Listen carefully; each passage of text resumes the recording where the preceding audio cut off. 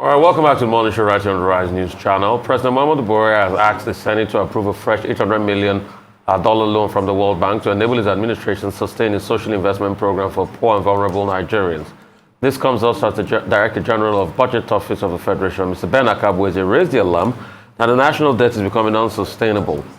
Buhari, in his letter read at the plenary by the Senate President, Ahmed Lawan, explained the approval of the loan will specifically enable his government to continue the additional cash transfer window of the program. However, with Buhari's administration less than 19 days to go, the removal of subsidy, petrol subsidy, is still a burning issue.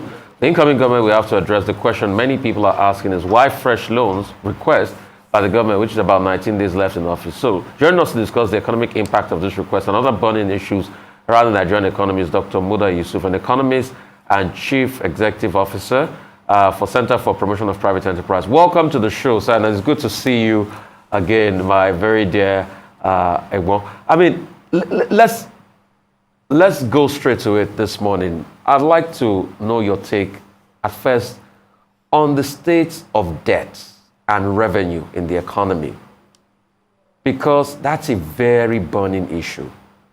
The state of debt and revenue in the economy. Well, the state of debt and revenue is something that is very scary. It's like an economy that is almost on the brink. An economy that is probably grappling with problem of insolvency. That is the situation.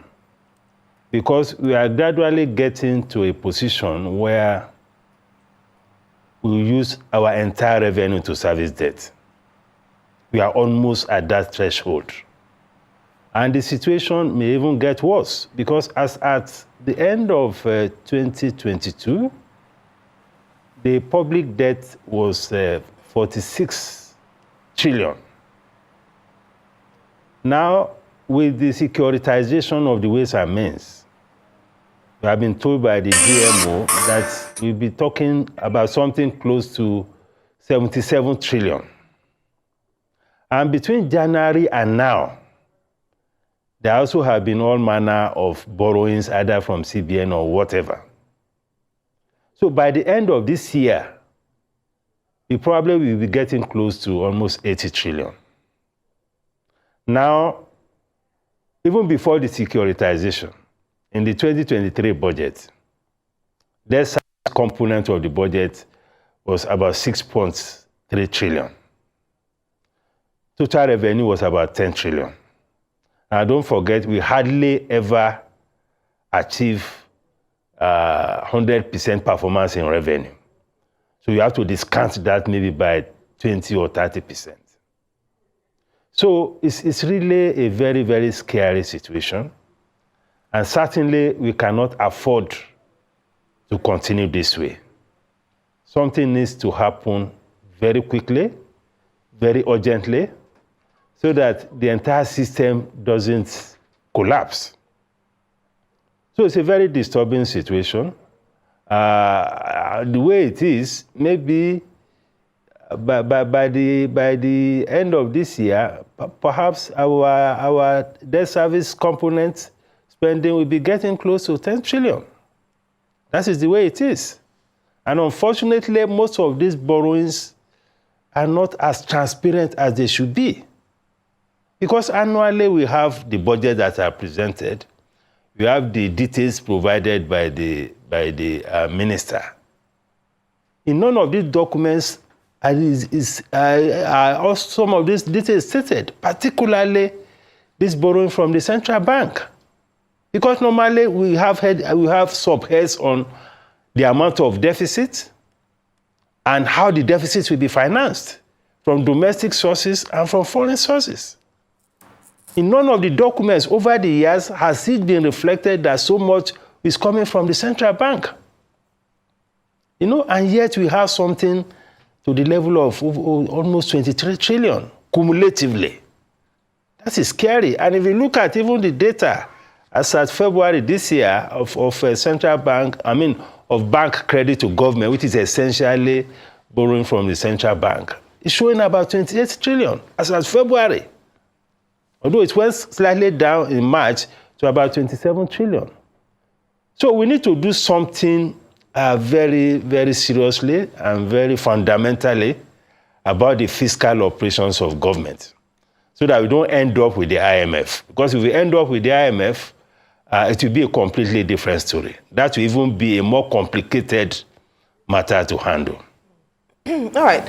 Dr. Yusuf, thank you very much for joining us today and for painting the picture which you've described as a scary outlook on our debt profile. But beyond that, there's a request for even more loans.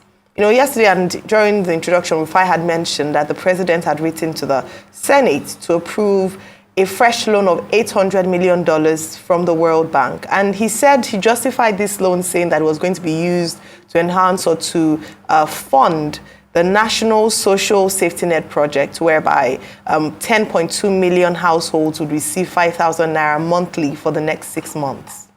The first question I'd ask is that 17 days now to the end of his tenure, why this borrowing? Well, is it justified? Well, generally in governance, we reckon with the fact that government is a continuum.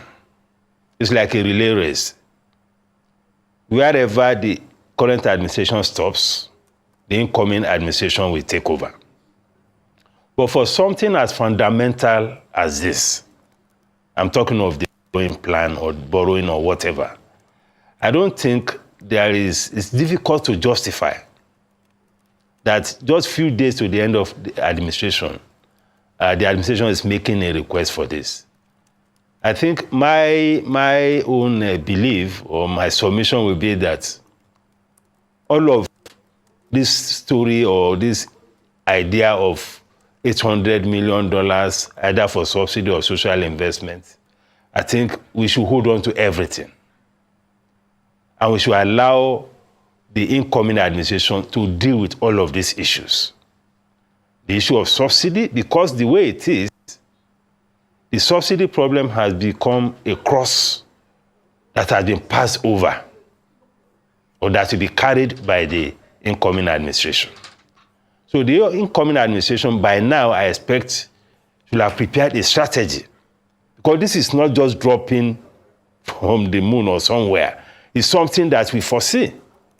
So the incoming administration should have by now have a strategy of how to deal with it. Because we don't have the time.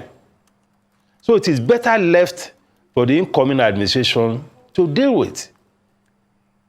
And in any case, initially the Minister of Finance said the money was for palliatives. Yes. Now, we have had subsidy removals in the past. We had it during, I think it was the Abacha regime, when the Petroleum Trust Fund was created. And it was President Buhari, current president, that was made the chairman of the Petroleum Trust Fund at that time. And the whole idea at that time was, if you remove subsidy, you will make savings. And it is from the savings that you fund whatever palliatives that you want to undertake. That was the framework that was used during the Abacha regime for the PTF, Petroleum Trust Fund. The same thing under President Jonathan. We had the subsidy removal. Then the savings from the subsidy removal was used to fund the SURE, which was the palliatives under Jonathan. So if we are going to remove subsidy, we are expecting that we should be able to annually, and at the very minimum, we should be able to make a savings of 6 to 7 trillion naira. So what is the logic of going to borrow, especially now that the debt situation is getting to a very frightening level? So I don't think, first, there's a basis for the borrowing. Secondly, I don't think it is the business of the current administration to embark on this new borrowing. It's completely unnecessary. I think by now, what should be happening is just rounding up things, giving us a balance sheet of what they have done and all of that, an account of what they have done, and they're rounding up things, not engaging in such major transactions or business as this kind of borrowing. I don't think it's necessary. Okay. There's been a regular refrain, and I deliberately asked the first question about debt and revenue. The CBN balance sheet. You want to talk more as regards that? You know, there's been a particular refrain about people even need to see the CBN balance sheet, you know, to be able to ascertain what is going on as regards the debt itself, because people feel we don't even know what's going on. And vis-a-vis the fact that because of this same subsidy, the NNPC in a while has not remitted money to the Federation account. So who is even given that level of accountability to be able to introspect into what the NNPC is doing, unless even ascertain how much they are making and how much they're expending on the subsidy, and how much liters are they even subsidizing for every single day, and the knock-on cost every month? Well, as for the CBN balance sheet, I'm not sure we have much information, because I'm not even sure whether we have seen any audited accounts of the central bank in the last 3-4 years. I'm not sure. I think we can validate that, but I'm not sure that it's in public space. So if you don't have that kind of financial disclosure publicly, I think it's something that we need to worry about as far as transparency in governance is concerned. Yes, the CBN has consistently touted this idea of autonomy and all of that. But sometimes it carries this argument about autonomy, it carries it too far. I think there should be disclosure. So that is, for me, is a major issue. And when there is no disclosure, you give opportunities for all manner of, insinuations, conjecture. People draw all manner of conclusions. So that's a major issue with financial disclosure, audited accounting statements by the central bank. I'm not sure that has been done in the last few years. It's time to be corrected, though. As far as the NNPC is concerned, the NNPC, I think, is even a bit more open, because under the current GMD, I think we have seen quite a number of accounts published. Well, I'm not an accountant, but maybe accountants will be able to interrogate further the quality of the statement, but at least we have something in public space to say that, okay, this is the statement, particularly now they are talking about going public. So we have seen some traction in terms of openness and transparency in what the NNPC does.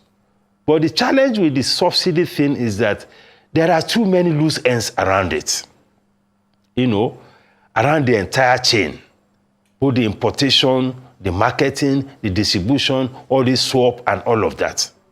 And when you have too many loose ends, it makes the system itself very vulnerable.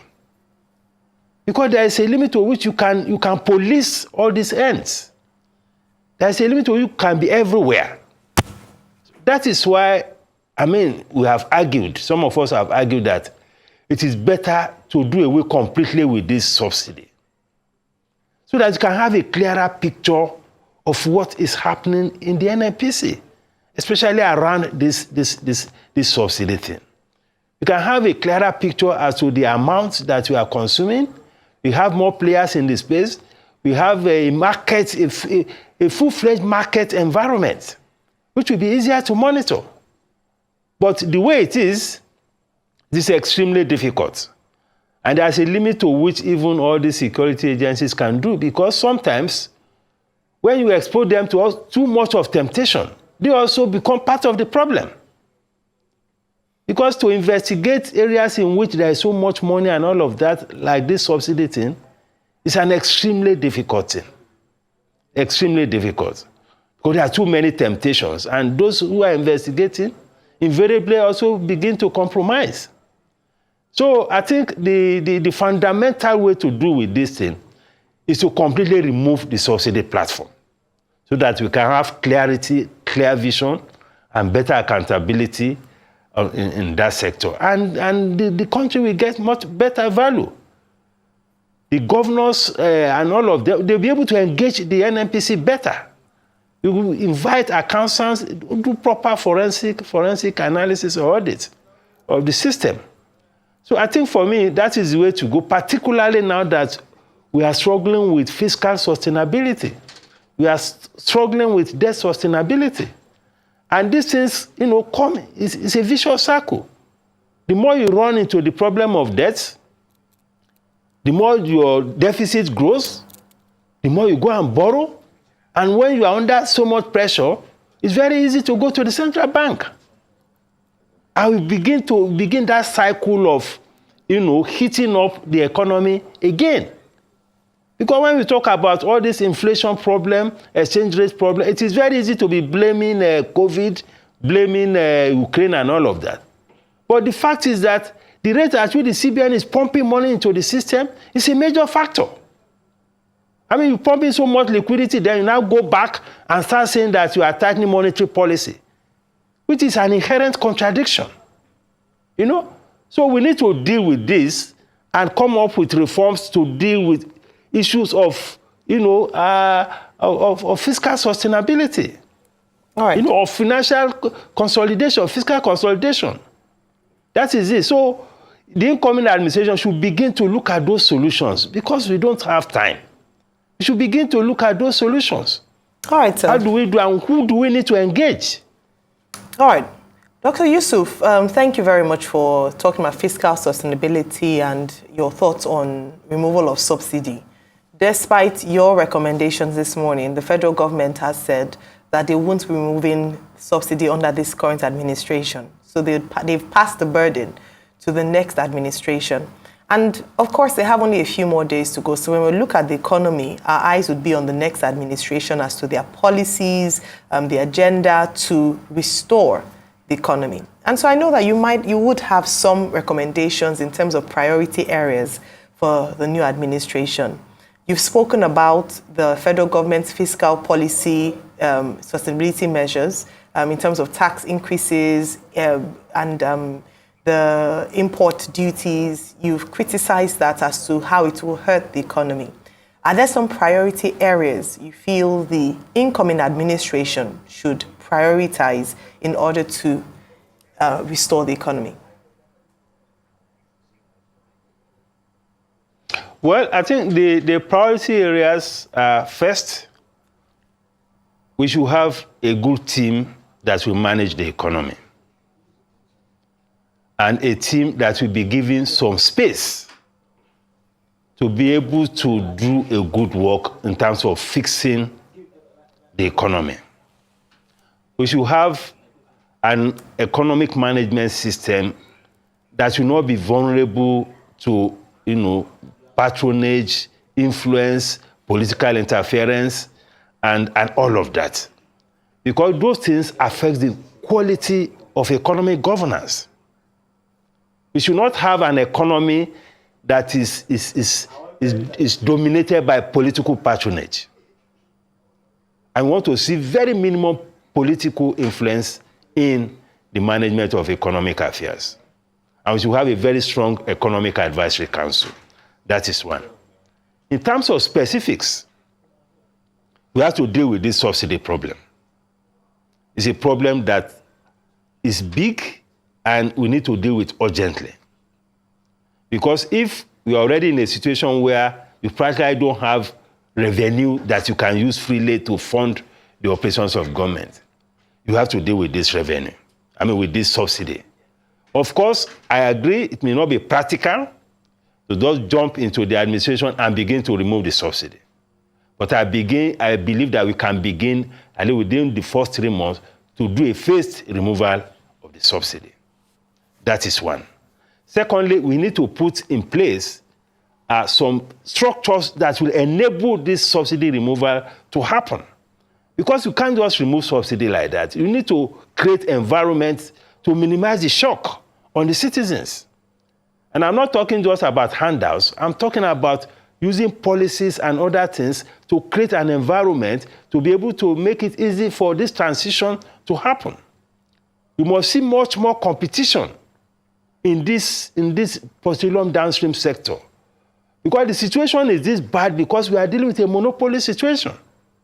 It's only the NNPC that is making petroleum products available. And once you have a monopoly situation, you are bound to have all manner of abuses. So we need to see competition in that space. We need to see a level playing field in that space. And we need to quickly reform the foreign exchange market or foreign exchange policy. You cannot have an economy where some people have access to foreign exchange, others don't have access to official foreign exchange. It's a major problem for the economy. So the CBN should decide which one it wants to do under the incoming administration, and the incoming administration needs to also make its position very clear. We cannot continue to run this economy with the current foreign exchange policy regime. It simply cannot work. So that has to change. Then we need to look at the total gamut of our tax system. We should not continue to pile pressure on the few people that are paying the taxes. That is one big problem that we have. And to make matters worse, under the recent fiscal policy document that was released by the finance minister, a lot of taxes are being imposed on those who are in production. If there's any segment of the economy today that is suffering under all manner of pressures, foreign exchange issue, energy costs, issues of the ports, issues of high interest rate, it is those who are in production. So why will you sit down as a government and now be introducing new taxes on that segment of the economy? You are not just taxing their profit, you are taxing the output. That is what that is the challenge we have with this fiscal policy measure that was just introduced by government. When you begin to impose tax on output, the value of the output, that is what the excise duty is doing. The ad valorem tax and this specific tax on both the brewery industry, the non-alcoholic drinks, tobacco, and the rest of them. If you cannot help those in production, we should not add more to them, more problems to what they are grappling with. So we need to look at the tax system itself and come up with more creative ways, first, of ensuring that we have more people in the tax net rather than imposing additional burden on the very few that are already in the tax net. Secondly, to be looking more in the direction of indirect tax, so that people pay, according to, we can look at all sorts of options that will not hit the poor that much. And we should be looking at the vulnerable segments of the society. To support them is not just by giving handouts. Let us look at what they are consuming.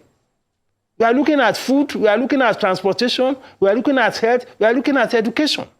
This is what they are spending money on. What specific policies can we bring to mitigate the pressure in those areas? We can deploy fiscal policies like tariffs, import duties. If we need to wait for some products so that the poor, at least we have some relief, we should do that. Then, of course, we need to address the issue of all these leakages in oil and gas sector. Apart from the subsidy problem, there's a whole lot that is happening in the upstream. All this oil theft. There was a time the GMD reported that we are losing 400 billion every month to oil theft. Okay. Luckily, we have some traction in terms of, ensuring better security, but I'm not sure whether that is being sustained. Okay. Because we need to bring some sanity into that space. Okay. We need to ensure that we attract more investment. Okay. We have lost so many investors in our oil and gas sector. Okay. At a time like this, most of the oil producing countries are making a lot of money. Okay, quickly. Their reserves are overflowing. The exchange rate is getting stronger. Quickly. But the opposite is what is happening here. Can you hear me, sir, in 1 minute? For a new government coming in, what are 3 quick sectors that we can use to ramp up governmental revenue to at least over $20 to $30 billion in 1 minute? 3 key quick sectors. Well, it is not a matter of sector.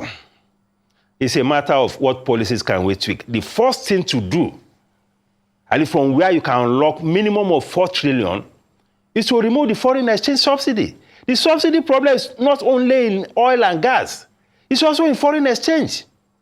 How can you you have a government foreign exchange of about 20 billion annually, and you are putting it in the market at 460?